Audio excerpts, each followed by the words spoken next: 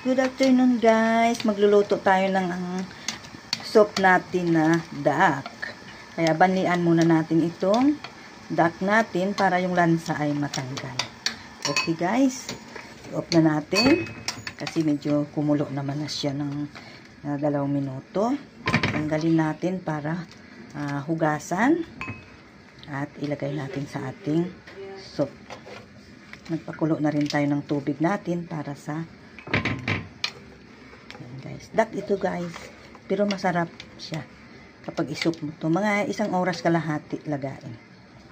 Ngayon bago yan guys, natin hugasan at kulo na yung tubig natin, lagay na natin yung ingredient natin. Yan. Chinese ingredient. Yan guys. At ito pa. Yan. Ito yung ano niya. Lagay na natin doon sa ating kumukulong tubig. Pwede naman natin isama-sama na guys. Lagay na dyan. Tapos yung ating duck, isabay na rin natin. Pero hugasan muna natin ng mabuti. Para hindi siya malamsa guys.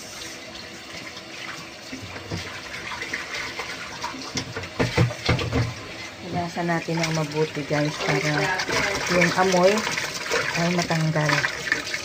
Okay? Hanggang maglinaw ang ano niya.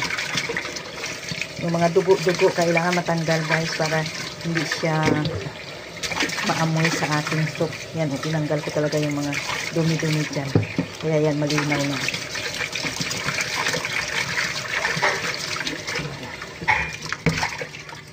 Okay, lagay na natin doon sa kumukulo nating tubig guys. Yan.